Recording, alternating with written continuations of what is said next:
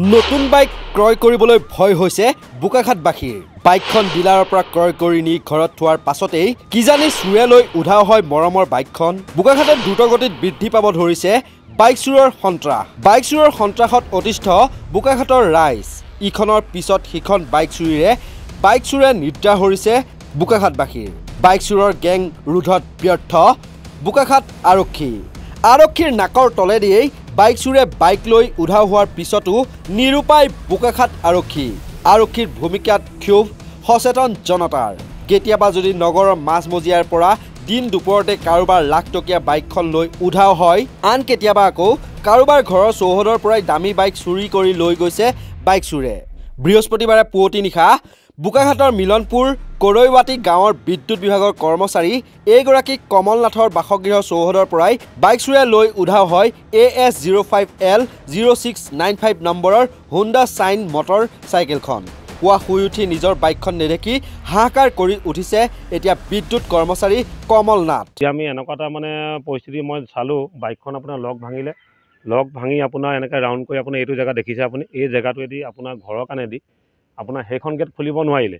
সেইখন গেট খুলিব নোৱাৰাৰ কাৰণে আপুনি এইফালে আমাৰ এই বৰ্তাহঁতৰ ঘৰৰ কাণেদি এখন জপনা এখন ভাঙি আপোনাৰ সেইফালেদি হৈ ঠেলি বাইকখন আপোনাৰ কিছু দূৰ লৈ যোৱা বুলি মানুহে কয়, গম পোৱা মতে। আৰু এইটো এটা বৰ দুৰ্ভাগ্যৰ কথা। কি হৈছে চাওক, আপোনাৰ দিনক দিনে বাইক চুৰিটো আপোনাৰ সম্পূৰ্ণৰূপে মানুহৰ ঘৰে ঘৰে বাঢ়িছে। আমাৰ বোকাখাটবাসী ৰাইজ আমি এতিয়া সতৰ্ক হ'ব হ'ল। এইটো এটা মোৰ কথা, আজি মোৰখন নিছে কাইলৈ আপোনাৰখন সকলো ৰাইজৰ নিব। সেইকাৰণে আমি ৰাইজ আমি সতৰ্ক হ'ব হ'ল। আৰু এই ক্ষেত্ৰতো আমাৰ প্ৰশাসন বিভাগৰ ফালৰ পৰা মই অনুৰোধ জনাইছোঁ, তেওঁলোকে যেন বৰ গুৰুত্বভাৱে কথাখিনি লয়, গুৰুত্বভাৱে লৈ পেলাই আমাৰ ৰাইজক যেন এই চুৰৰ পৰা এই চুৰৰ বিষয়টো যেন আমাৰ বোকাখাটবাসীৰ ৰাইজক যেন মুক্ত কৰে, সেইটো মই এটা অনুৰোধ মই প্ৰশাসনবাসীলৈ মই জনাইছোঁ মোৰ ফালৰ পৰা। মই আপোনালোকৰ যোগেদিয়ে মই জনাইছোঁ, কোনোবাই যদি ৰাইজে ক'ৰবাত যদি কোনোবাই লোকে দেখে মোক পাৰিলে আপোনালোকে যোগাযোগ কৰিব। মোৰ নাম্বাৰটো হৈছে 6002463208।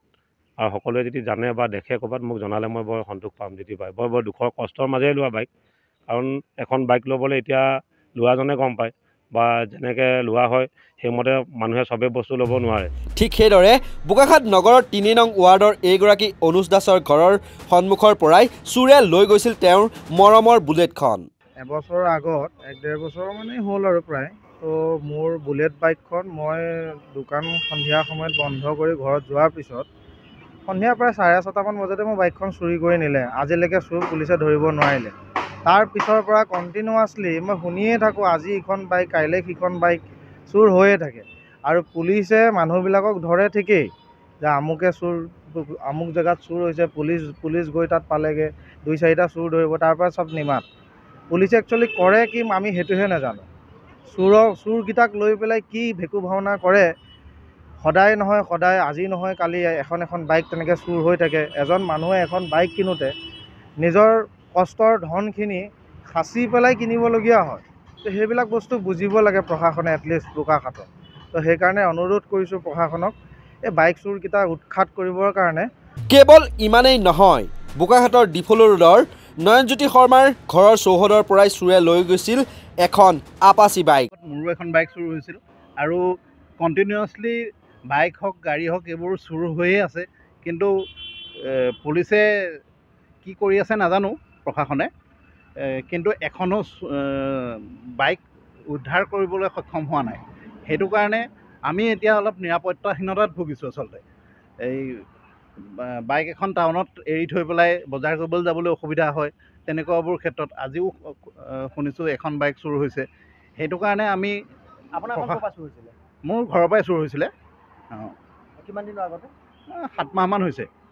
তাৰ পিছতো বহুতকেইখন বাইক চুৰ হৈছে। আৰক্ষীক জনোৱা হৈছে।